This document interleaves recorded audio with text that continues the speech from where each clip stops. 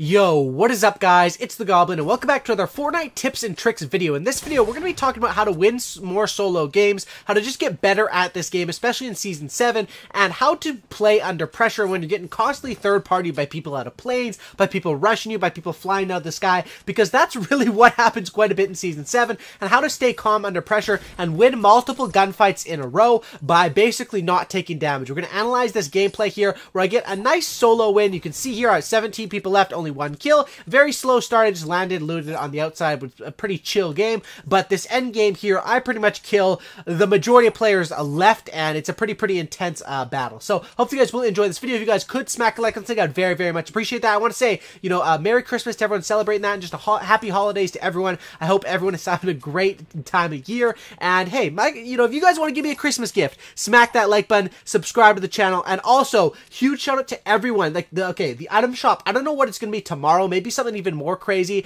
because it's been absolutely lit lately, and there's just so many new skins. There's so many new skins. It's almost hard to decide which ones to buy, which ones to pass on, and different stuff like that. But everyone using my supporter creator code, the Goblin YT, in the item shop, shout out to you. I very much appreciate it. It does help out quite a lot. So we're gonna analyze this gameplay and go through step by step what was happening and where I sort of get overrun, because that happens a little bit once I enter the zone. So right here is pretty simple. I get some shots in on this guy, and once you get shots in on a player, the next thing you want to do is, especially when you see that white hit marker, that means that they are on their health. Of course, there he's able to pop a shield, and I get sniped by a third party. And this is it. This is where pressure's going to come. I got sniped by a third party. That guy didn't do anything to get me weak, but he was lucky that someone else was able to do that, get me weak, and then I have to basically deal with it. Right there, a very common thing. People are going to go for that edit play right in the middle. Very predictable. A smarter player will know not to go for it. And then you can see here, another third party. That's the guy that probably sniped me, jumping in on me, and I hit him in the head. So I was fighting from the low ground on that first one, or on that second fight, just because, I was fighting the first guy while he was ramping up. That's gonna happen. You're gonna be in those bad positions, and that's what this video is all about. I was in a bad position. That guy luckily didn't take his time up top to abuse the height advantage. He just dropped down on me, and that was his mistake. He dropped down too quick on me. Boom! Right in the head. He exposed himself through that whole jump, and that's how I was able to win those fights. Once you have a major key in this game is getting a blue pump, a purple pump, or a gold pump, and if you have the ability to hit those head, you can one-shot with any of those guns to the head, or even if you don't hit a full-on 200 or whatever. I hit that guy for like 167 or something, which is still crazy, even if you don't hit all the pellets. A good shotgun shot will save you in this game. Being able to build and get height quick, and being able to have a good shotgun shot when you're under pressure will save you. So here's where even more pressure happens. I'm like, okay, I gotta move to the zone, and it looks like there's about 3 or 4 planes flying above me, and honestly, I'm gonna say it, I'm not the biggest fan of planes in this game. I don't like them. I think they should be removed, but it is how it is, and I'm not gonna stop playing Fortnite because of that, at least not for now. It might make some people play less or different stuff like that, and that's totally understandable, but, there's ways to deal with these planes, and the main thing is when you have a lot of ammo, take shots at them. You can destroy these planes quite easily, and once you knock them out of a plane, the enemies are gonna be floating too, so you can get shots in there. Okay, here's another time where I am third partying. Right here, it's risky what I'm doing because I'm standing still to get those shots in. So when you're doing that, you're kind of just hoping no one is going to third party snipe you, and it's kind of, not the smartest. But now I'm the third party approaching this. I get some shots in on the blue striker, and I realize the blue striker had also taken out the other player right before that. And the reason why I knew that is because of the kill feed. When you're in streamer mode, you can see the different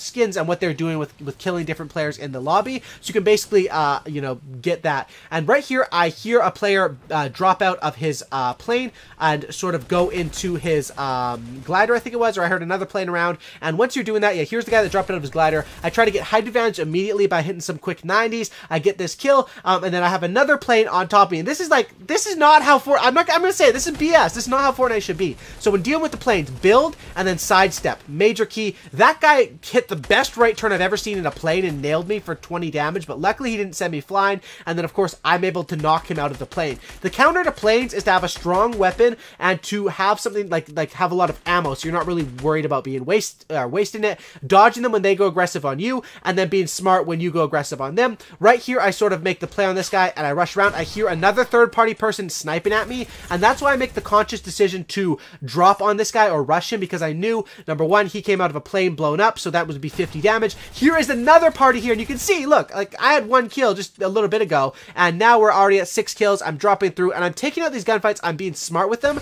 but I'm also making sure that I can win them. Like right there, for example, that guy hit that shot, and that was dangerous, but when I realized he was jumping there and I had a free shot, I took it, and then here I'm able to heal up. So the key there is I didn't take too much damage in a lot of the fights where I didn't need to, and even when I did take damage, I was able to have these heals and have the effects to be able to heal up and loot up. So at this point, I'm now in a nice spot where five people left, 7 kills, and then of course, what a surprise, another homie shows up. Like, this is just crazy how this game is played now. And you can see, once again, 50 damage by blowing up that plane. That is huge because that's damage right to their health as well. So that's better, you know, it's gonna be quicker to kill them, whether it's from the storm, whether it's from anything like that. I move over here to try to find this guy, but I kind of lose track of him, and I realize, yo, I killed, like, so many people back there. I should probably go back and loot that before the zone comes in. And that was basically my mindset, because, I mean, my mats were okay, my health is okay, but one thing about being 150 health that's very scary is that a heavy sniper, and tons of people love to snipe in this game nowadays. I mean, they have,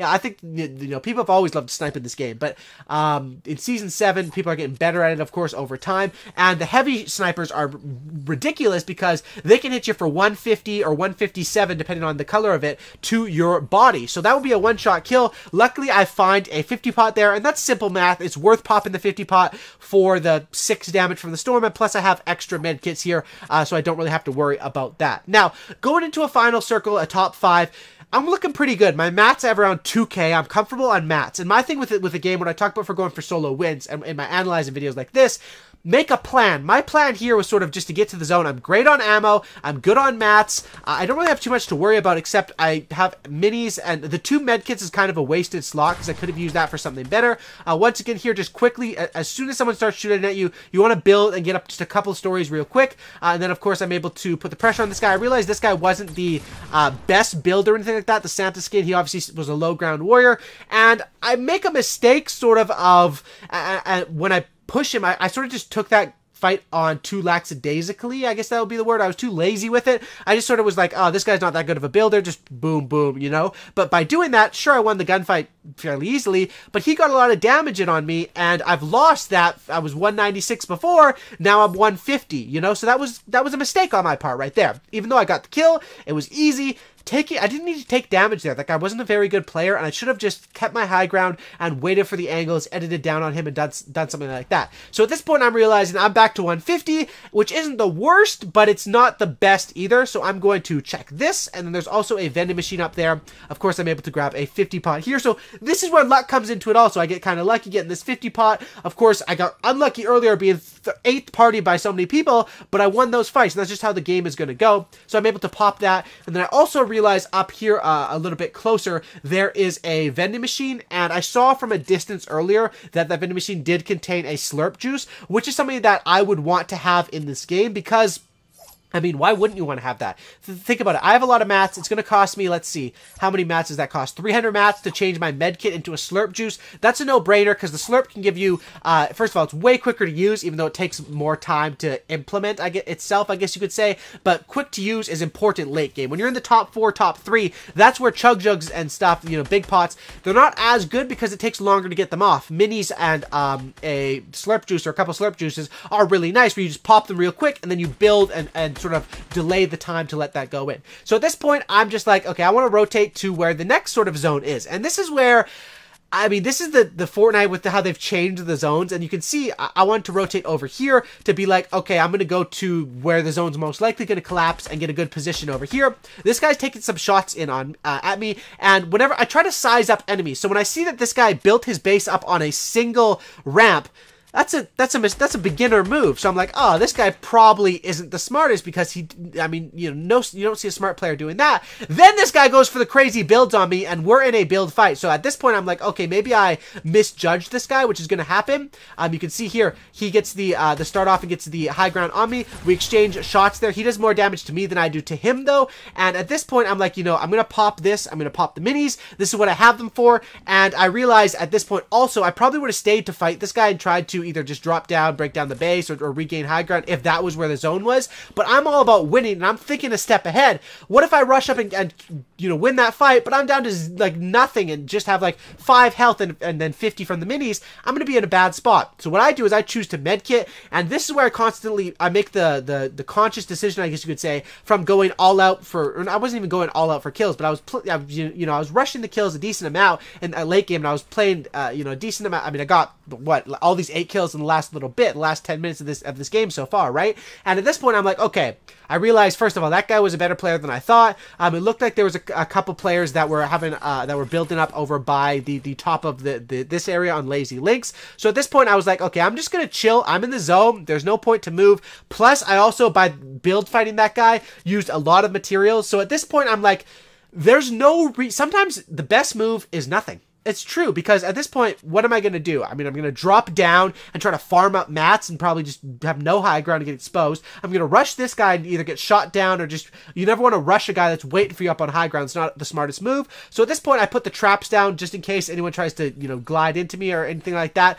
Just because there was so many plays in this game. I get a nice shot in there for 72, which any damage is key, but poking your head out even for a second exposes you to third-party snipers. And trust me, there's a lot of them that are looming in the dark corners and bushes and low bases around the top sort of area. So at this point, my mission is just play in the zone, and with 7 seconds left, I'm just basically waiting for the next zone to see where it's at and see if I'm going to jump pad or I'm going to drop down, I'm going to build over. And I realized, okay, this next zone is it's decently far away. What I want to do is replace that, just because with traps, you can't edit them and you can't see anything. So I want to replace that. So if I need to get out of here real quick, boom, I could edit, drop down there. So at this point, I was still contemplating, am I going to jump pad here or am I going to run to the zone manually? Because I'm not too far from it, and jump pads, you know, you have to deploy them at a greater height than you used to. You can't just drop all the way down. So they're not as good as they used to be, like in this game. So you expose yourself for quite a bit to be shot, especially from good players. So at this point, I was like, oh my gosh. When that happened, I'm getting third-partied by a person on a mounted turret. That was what made me decide it's time to get out of here. And the reason why I swerve so much in the sky, just to dodge people's bullets, that's basically it. And now I'm trying to get a power position in the zone, but there's still 4 people left. And I've noticed in Season 7, a lot of the people that I see late game, and sometimes you'll see a bad player late game, but there's a lot of good players you'll see late game, and it makes games feel like a scrim lobby or something like that. That you'll see like Tifu or someone playing, and you can see here, like, that guy takes out the kill. I'm making some smart plays. I also have another guy above me, and this whole game was like, every time it was either chill, and then every time there was pressure, it was quite a bit of pressure. And at this point, I'm trying to block a guy that has high ground and a guy that's below me as well. So my mission right there was to try to regain the high ground. One player actually does die, and this storm is hitting for 10, so I don't want to be in that storm, you know, too much. I take the high ground up here, set up a trap as I'm fading away, and I'm fighting from the low ground at this point, which isn't going to be the best. He drops down. I don't think he meant to do that. What he should have done is, you know, caught himself so he could have kept that high ground, but he dropped down, and it was a shotgun battle. I had more health. I hit him. We won it. That's how you do it, boys. Hope you guys did enjoy this video. You could learn a couple things about how, I mean, I hate getting overwhelmed and you know, getting rushed by a bunch of people, but all you can do is do your best, and I think that some of the keys that I point out in this gameplay and analyzing could help you guys out. Thanks for watching the video, guys. Make sure you guys drop those likes, subscribe, and check out my Facebook stream where I usually play live pretty much every day, especially for the rest of this month. That's where I got this gameplay live earlier today, so check that out. Link in the description, and peace out, everyone. Have a great night.